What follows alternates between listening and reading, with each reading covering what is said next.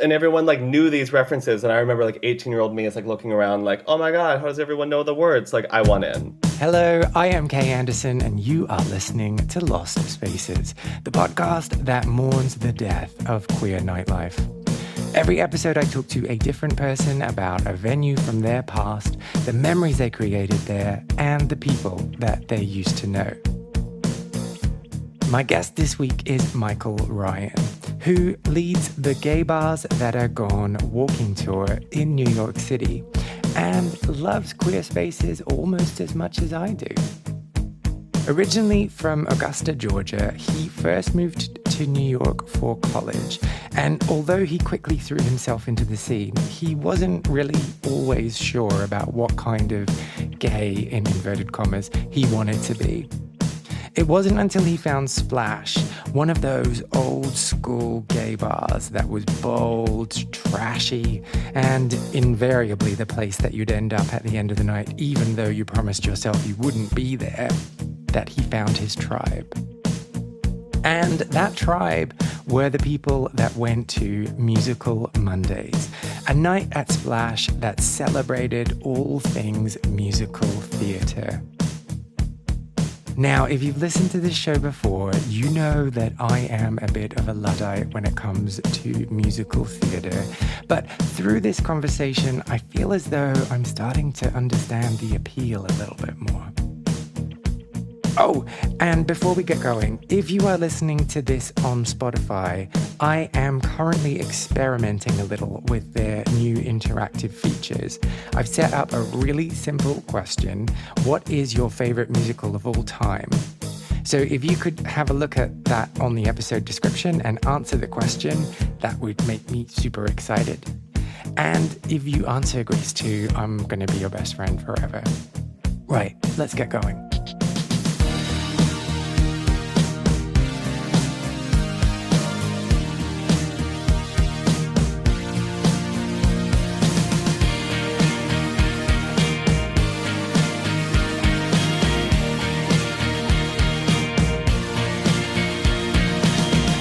So I thought to get us warmed up and to get us started, we could do a little bit of a word association game.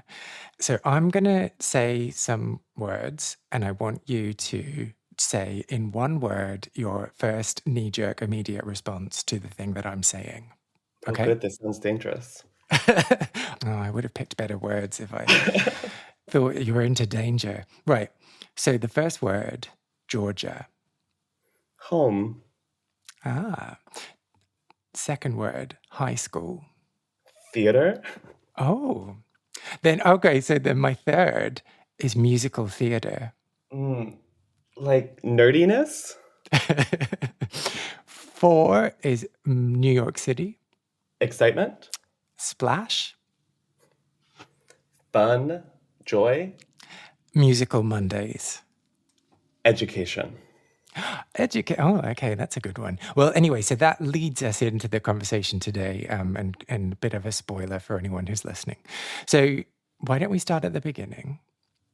And the first word I said was Georgia, which is not the country, which is the state, and is where you grew up.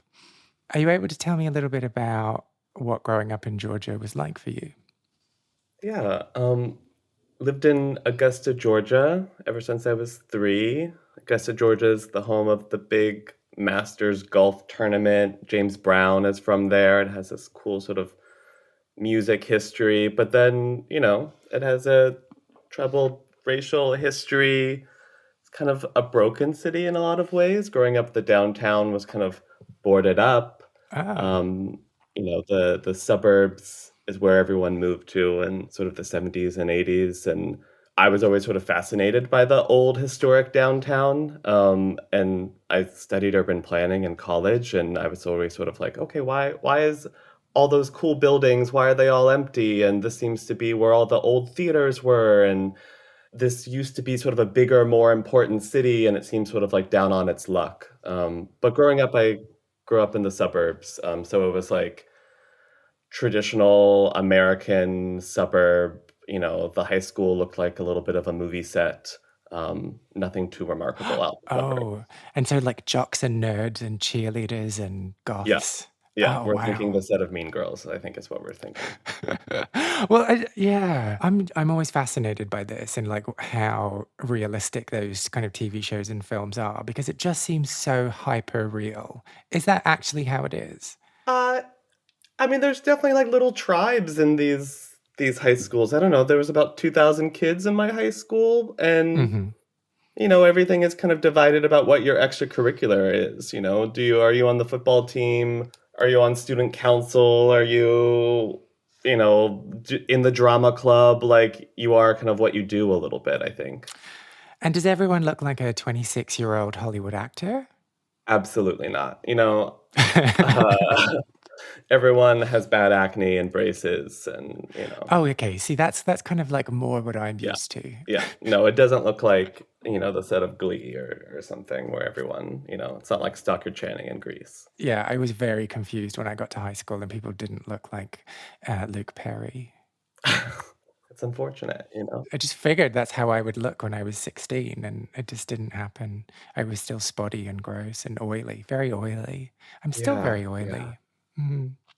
So, in terms of tribes, you fit into one particular tribe. And what was that?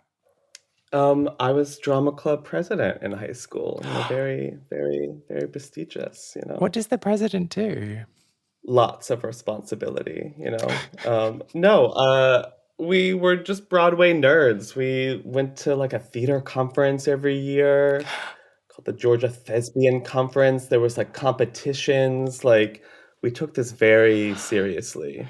So, what happened at the what? Okay, what happened at the conference? Is it like new ways to act? So, Like, like, you would bring a play. Like, there was a few different, like, competitions, and you would bring, like, one act of a play, and there was, like, a panel of judges, and you would, like, compete. And you would also watch a bunch of other plays, you would do, like, classes, and I feel like the Georgia Thespian Conference was, like, the first time I saw comfortable out gay kids, who were in high oh, school. Like, there was no one out in my high school. I wasn't out in high school. And going to a theater conference kind of opened up my world a little bit. There were people oh, who like wow. knew how New York worked and the theater industry worked, and they were like from a young age, like that was their goal. Where I feel like the goal when I was in high school, maybe at my high school, like the limit was you're going to the University of Georgia or you're going to like a college in the region. Like our guidance counselors really didn't encourage us to like go beyond that. Really, I think. So let's talk about this then when you were at the conference and you first saw gays in their natural habitat. Were you weren't out in high school, but were you gay? Like, did you know? I mean, there's a lot of lying to yourself. But yeah, I knew at some point. So what was it like then seeing people who were comfortable with their sexuality that were like the same age as you? Oh my God, it was freeing because also it tended to be that the out gay kids were like the most knowledgeable about theater. They were the ones who were like collecting the like Broadway cast albums, and they knew the most. So they were kind of the coolest. It kind of felt like the upside down where, maybe in, the traditional school day, they would have been bullied for that, but they were sort of celebrated for it in this space. And so you weren't terrified then of like being associated with them or being seen with them, like for fear of people putting two and two together and then somehow assuming that you were gay? No, I was like taking notes. It was musical theater notes, right? It wasn't like fellatio notes or anything like that. Yeah, pretty innocent notes. But I mean, also the people who were kind of teaching the classes and running this conference, like they were working in the theater industry. Most of them, one could assume were gay, and they were the people who were, being brought in as successful and with these great careers, and that was inspiring too. Like I didn't really have sort of, adults either in the community. And then, so like going back to high school, returning from these conferences, returning from these competitions, like were you accepted for being a theater nerd, or was that like just kind of the death knell to your popularity and social status?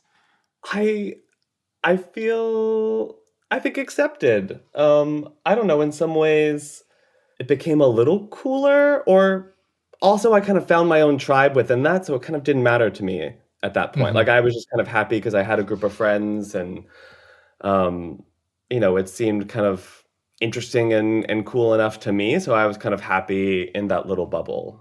So it was like kind of finding your tribe. Oh, okay. So it wasn't that like extreme version of a high school film where if you're not in the football team or if you're not a cheerleader, then you're just kind of like not It worth. wasn't that, but I will say, and maybe I brought this on myself, but I have a specific memory from freshman year. I was cast in a production of Into the Woods. And for some reason, we all thought it would be a good idea to market the show, do a little bit of marketing. We would wear our costumes during the school day. And my costume was like an all white, sort of like Renaissance suit.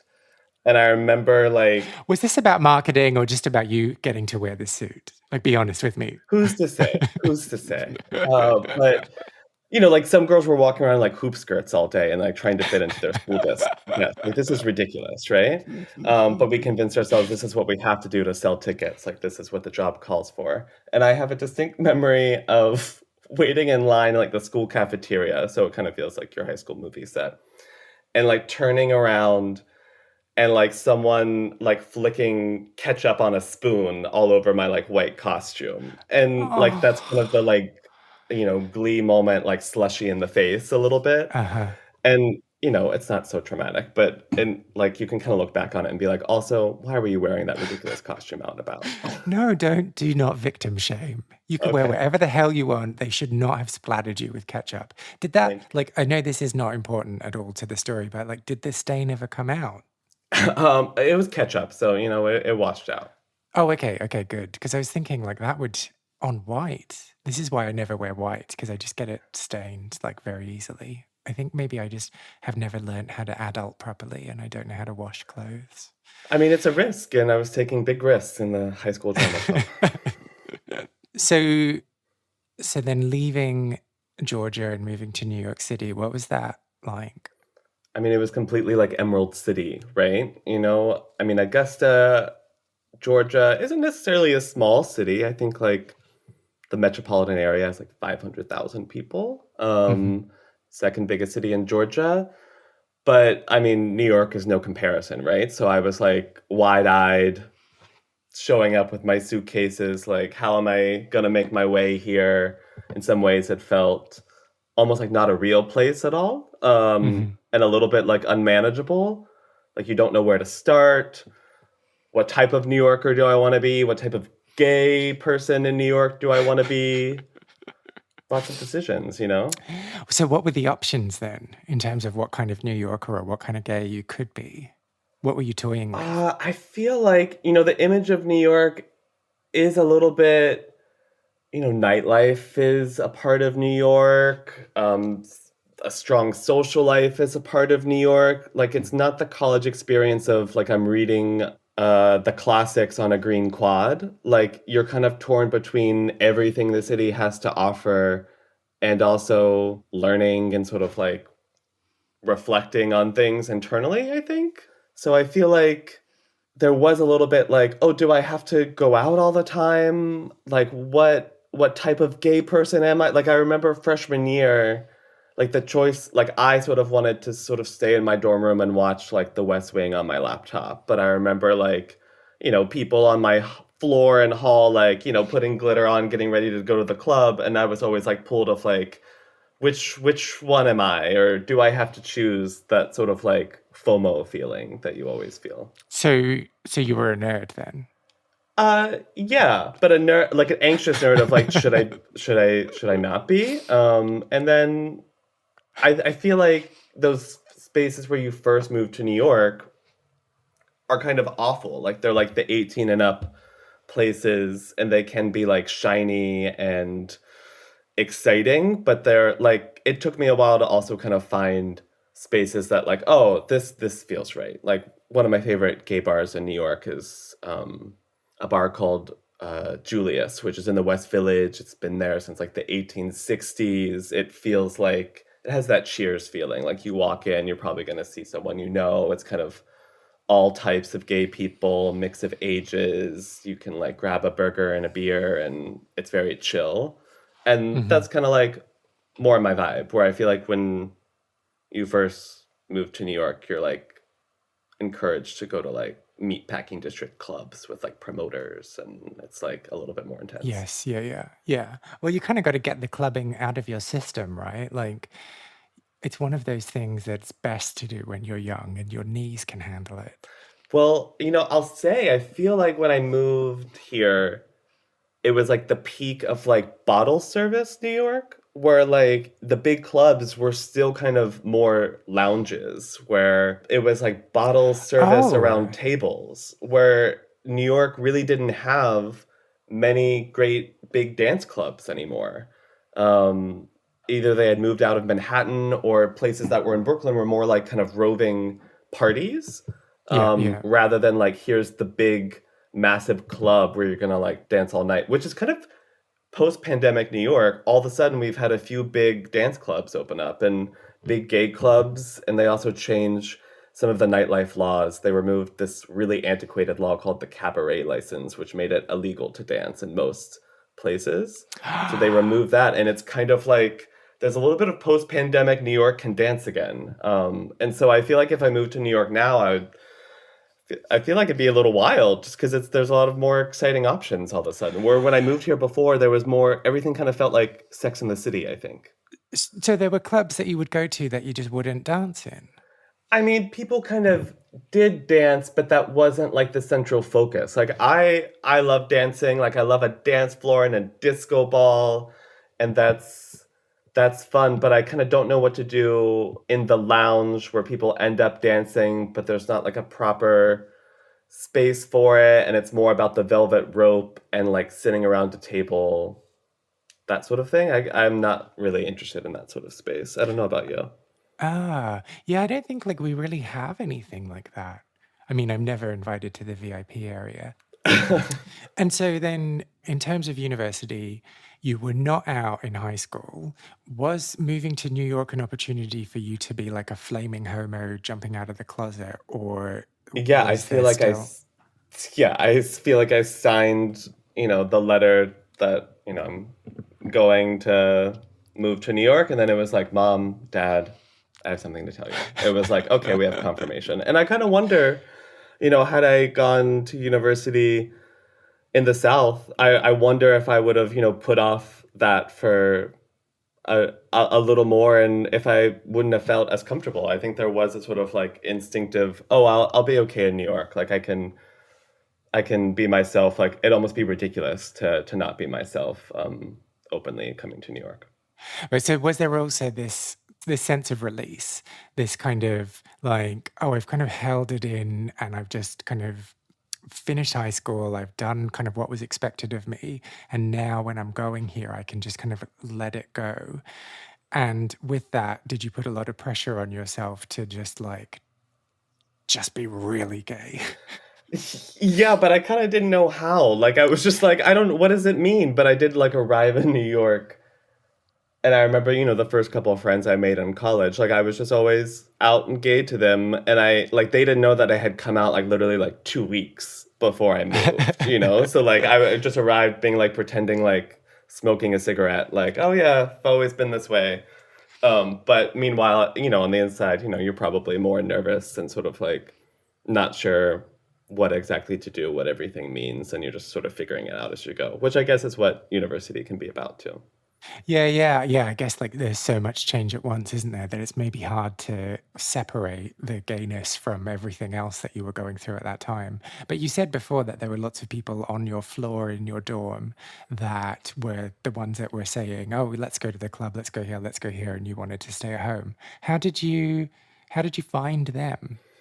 Um, I mean, I guess so many people who went to the college, some people had grown up in New York, they were from LA, they were from bigger cities. So it felt like a little bit of an outlier to be from the South, be from a smaller city. So there was just a lot of things I didn't know. Like they had so much like knowledge of gay culture, city culture, like just how things work. They just seem so much more with it. So I was intimidated and a little bit kind of like there was a little bit of like cattiness too, you know, like it wasn't like totally always so friendly. There was a little bit of like competition and judgment. So I also kind of wanted to like stay away from that energy. I don't know. I was very like just looking for like nice people.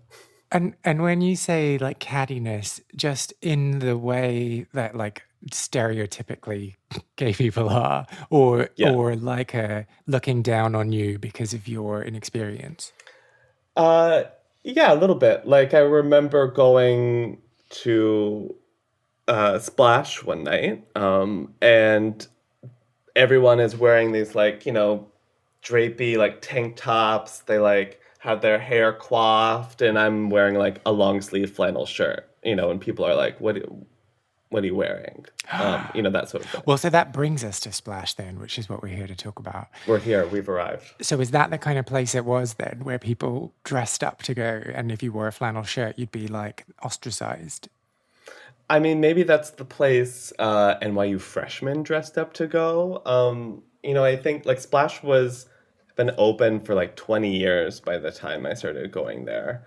And when it closed, there was like this quote in the New York Times where someone said something to the effect of like Splash was the place everyone complained about and said was lame, but everyone always ended up there because it was one of the like the last it was one of the last sort of like big clubs in Manhattan that you could dance. It was like 2 floors, there was a big dance floor, like big disco ball, so there was that sort of like big space. So it was big in a lot of ways, but also I think by the time I started going there was a little bit on the way out in terms of like being the cool place to go.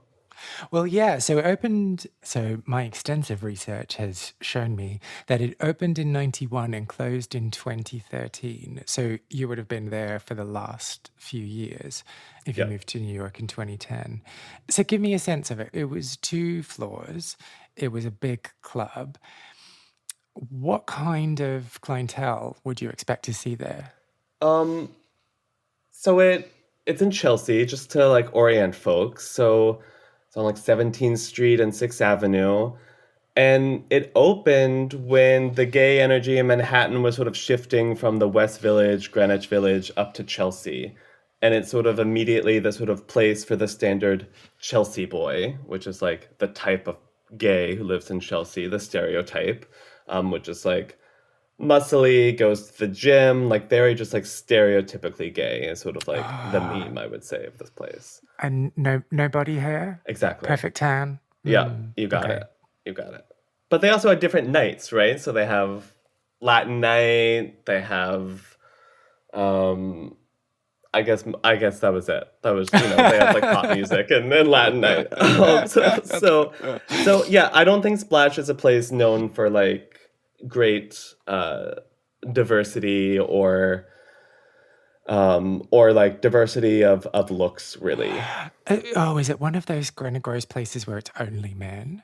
Yes. Yeah. Oh, wow. And you know, I remember going there a couple of times with, you know, girlfriends from, you know, university, you know, we're out and about and like being turned away like with a woman, which I don't like that at all.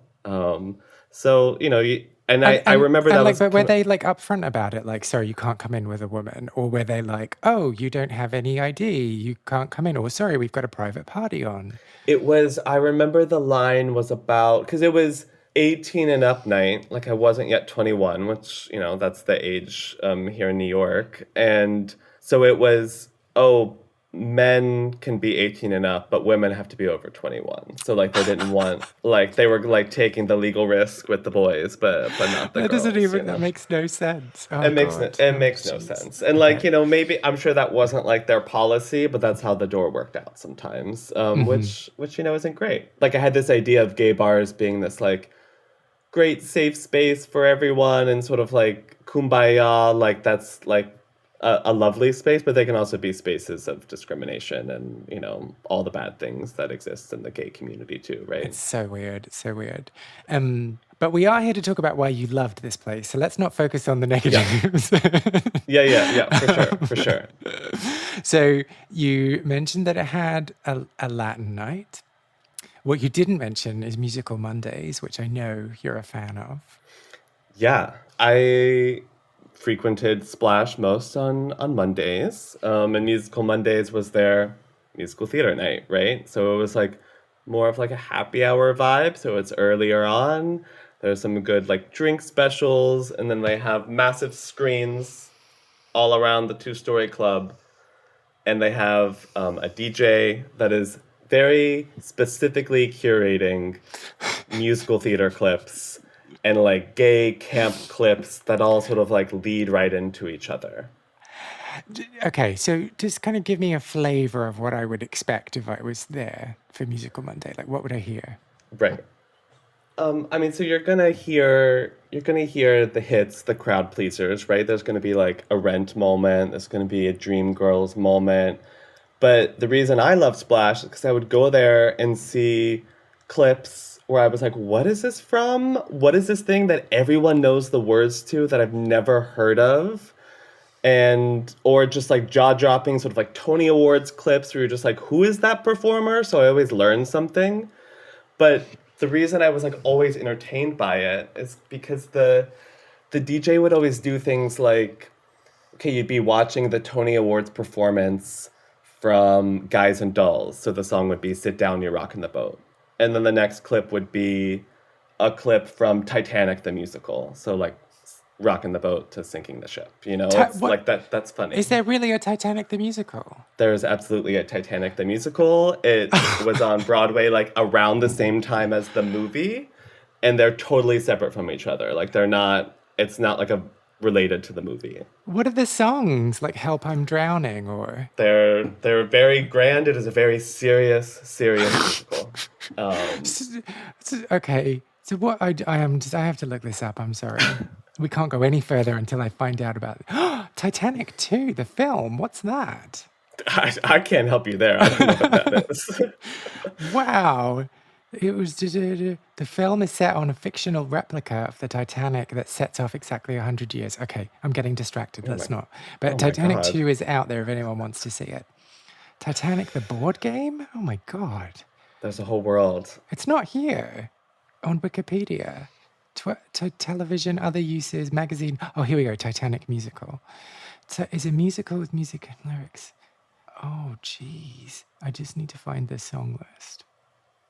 Okay. Okay. So the songs. One of the songs is called "How Did They Build the Titanic?" Not very well. That's the answer. Yeah, the architect of the Titanic is like a main character. Wake up, wake up. Oh, God. I'm sorry. It's getting good. Oh, one of the songs is called "To the Lifeboats." And then "We'll Meet Tomorrow." I don't think they met tomorrow. God love you. Okay. All right. Sorry. We got distracted. So Titanic, the musical. So hang on. You found out about Titanic? What were we actually talking about? I got distracted. So we were talking about the curation behind the clips that they would show, that like they would all connect to each other in some sort of way. So like that first one being Sit Oh. Down, You're Rocking the Boat, and then like the next one is the finale of Titanic the musical. The boat is rocked, it's now sinking. Like that's really funny. And there's like I just found it I always wanted to like, oh, what's the connection to the next one? And there was like you could tell that there was like some amazing gay DJ making it all happen. And so was the next one "Ding Dong, the Witch is Dead"? I'm trying to think of a song of someone dying. I mean, and like it's not so serious. There wasn't always this like magical connection, but it was just kind of like thoughtful. And I just like that I always learned something. There was always something where I was like, what is that clip? And like like YouTube starts in like 2008 or 9. Like it wasn't, I forget when YouTube started, but like a lot of these things, like I just had never seen before, right? Because we weren't totally in the space where we could always pull up a clip on our phone. Like I didn't have a smartphone when I moved to New York, you know? So it all seemed very exciting. And like I knew what was on the Tony Awards the couple years I had watched it the year before, but otherwise my knowledge was like minimal about musical theater. And then you also just saw which musical theater songs or like Broadway divas were like, I don't know, the gay community claimed them as their own. Like, this is where, I learned about, people like Bernadette Peters and Patti LuPone and all of their sort of like torch songs. Okay, so just like treat me like a novice in this area because I am. But that name, Patti LuPone, I hear quite a lot when I talk to people from New York. And I'm like, oh, okay, I should look her up one day. What do I need to know about her? So famous for being the original Evita. Okay, And, she was in Les Mis. She was in an iconic production of Gypsy as Mama Rose, and she is like a big, brassy Broadway diva. Also, just like does great interviews and gives us great content. You know what I mean? okay, oh, okay. Well, so that was the question that I was going to ask. Like, how does a Broadway diva become a gay icon? She has incredible Tony Awards clips that get played at Musical Mondays at Splash.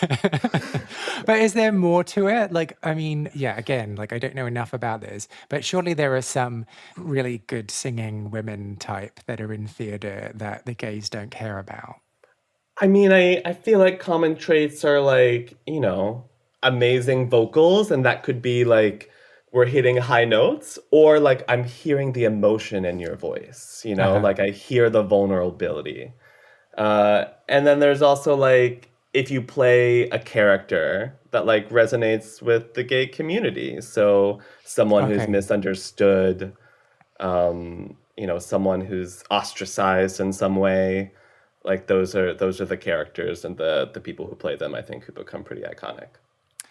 And are there like lots of parallels with the pop world in terms of like a pop diva like Kylie Minogue or Madonna or Janet Jackson, where the same thing doesn't really happen with male performers? Yeah, I think so. Like you would have great clips from Broadway men, but that's not the one everyone is like standing on their bar stool singing to. Is what I notice at Musical Mondays, which is absolutely true in the pop music world, right? For some Yeah, yeah. reason, we idolize the women. Yeah. I'm wondering if with like the rise of the queer pop star, if that's kind of no longer going to be a thing. I hope so. Oh, it's really interesting, isn't it? Um, so then when you first moved to New York, you were trying to figure out what kind of gay you wanted to be. Having gone to Musical Mondays, did you answer that question? I embraced like nerdiness and Musical Mondays. So I loved that there were like people who knew every clip, who knew what production, what was the story with the understudy who went on that one time. And I was like, I kind of like listening to that gay who like kind of like knows the cool backstory about everything. And I was like, you know what? Whether it's about like New York City history or musical theater or pop culture, like I'm just gonna be comfortable with being a nerd. I'd rather like know the history of something than like the coolest new song or new production sort of thing. So, what nerdy things would you tell me if you ran into me at the bar? I mean, I would talk to you about gay bars that are gone, the like walking tour of gay bars that I do in New York. I love talking about people's favorite, I mean, as you do, right? Like people's favorite queer spaces and what makes them happy and feel comfortable as gay people. I love hearing people's memories, and I really love talking about the like, we're talking about a recent bar from like the 90s and early aughts, but like I love talking about like the bars and the queer bars from New York from like the 1850s and the 1890s and all that stuff that sort of like blows apart the myth that like gay people didn't exist before Hmm, hmm. Stonewall. So, what's your favorite? My favorite gay bar that is gone is a bar from 1859 here in New York called Pfaff's. And it was like a bohemian beer cellar that Walt Whitman used to go to. And there was like reports of him like cross-dressing with his like male friends at this like bohemian beer cellar in like Lower Broadway. And that's just like a space that there's like beautiful poetry that Walt Whitman wrote poems about, and there's like some homoeroticism in the poems, and it's like from 1859. Like that gives me like a lot of pride as a gay person that we've been a fabric of this city for that long and visible in the city for that long, that it wasn't in the 60s and 70s that people just showed up. Like, we've always been here, we've always been a visible part of New York City. So do you remember hearing about Splash closing? Yeah. We were like part of the like, okay, Splash, they like announced it like a few months in advance, and there was like a summer of like Splash is closing, like get your last, here's the last this party, here's the last this. And I think I didn't go to the actual closing party, but I think legend Lady Bunny closed things down in 2013 there. And I remember my sister had moved from Georgia to New York, and my college job was working on the High Line. Do you know the High Line? Yeah. And I was a park ranger on the High Line, which is probably the butchest job I'll ever have in my Did you life. did you get a walkie-talkie? Oh, I had a walkie-talkie. Oh, That was like the amazing. most rugged gear I had. But Wait, we should probably explain what the High Line was. So it used to be a train track, but then it was converted into like a walk. yeah, it's like an elevated train line that ran through the meatpacking district where all the trains would pick up the meat when it was actually I didn't for know that. meatpacking. And then it was abandoned, and a natural like wildflowers and stuff started growing on the tracks. And two gay men actually in 1999 were like, hey, we could actually turn this into a park. The city wanted to knock it down. So they worked to kind of adaptively reuse it, and they turned it into this like highly designed park, and there's art, and it's a beautiful way to see the city. And it was supposed to be this like, oh, it'll be this nice park, and now it's like one of the top tourist attractions in the city, right? So it was like a big success story. And so what would your ranger duties include? Oh, I would, do all, I'd help people through the wilderness of the High Line first. No, it was like, telling people about the history of the park, making sure they like, Keeping away bears, yeah. I mean, we were in Chelsea, there was lots of bears, Oh, I see what you did there. Yeah. But, it was a lovely like college job, and, you talked to tourists and, made sure they had a good time on the High Line. But when my sister moved to New York, I was like, oh, you should work here with me. And, she, needed some money when she first moved here. And the way our schedules worked was like our Friday was Monday. And like Musical Mondays was like happy hour. So we'd like get off and go to Musical Mondays together. And that was our like And she was start allowed to our in. weekend. She was allowed in, yeah. I mean, they were about to close, right? They were desperate. And I mean, for me, like, that was fun to like kind of share that like last summer that Splash was open with my sister, and we would like dance, and my boyfriend was there, and we would just like have a good time. Like, I have really good memories from that like last few weeks of Splash closing, because I remember like showing my sister, I was like, this is like my New York. This is like the place I've been going to. Like, it was a lot of fun. And she was like, oh, I remember all this shit you used to listen to in the bathroom growing up. Oh, that was going to be my follow-up question. Was she a musical theater nerd as well? But maybe not. She was like, what the hell are you listening to all the time? But she saw the light on Musical Mondays. Oh, okay. So she wasn't there agog while everyone was doing the call and response. Like, what the fuck is going on? No, she got it. She's on board now. Brilliant. Good. It's good when you can indoctrinate someone. So little Michael moved to New York, got to practice homosexuality and become a full-grown gay. I did it. How did Splash help you on that journey? Musical Mondays was the like introduction to like the idea of like gay culture, that there's like references most people know. There's there was something that would happen at the end of every Musical Mondays. So, you're watching like a few hours of like clips, and there's like some like pop-up performances and that sort of thing. But at the end, they would always have like a Broadway understudy, or like some performer that would like do a short show at the end. But at the end, they would always play Jennifer Holliday's Tony Award performance from Dreamgirls. Are you familiar? Is it And I Am Telling You? Yeah, that's it. Okay. That's it. Yes, that's the only song I know from that. So yeah. Okay, Good. well, Good job. It was that. yeah, you nailed it. And this Tony Award performance is famous because she like had to do the scene before to like ramp up to the song. So normally like an award show performance is like a quick medley of all the highlights from the show or something, and she like insisted I need to do the scene before to like ramp up to this like big number. And the scene starts with dialogue. And so that clip would always end Musical Mondays. And after that clip ended, the MC would like get on stage and she would like call in response the dialogue that we just heard. So it's like, Curtis was supposed to, and the audience would shout, "Love me! Laurel, where's my dress?" And everyone like knew these references. And I remember like 18-year-old me is like looking around like, oh my God, how does everyone know the words? Like, I want in.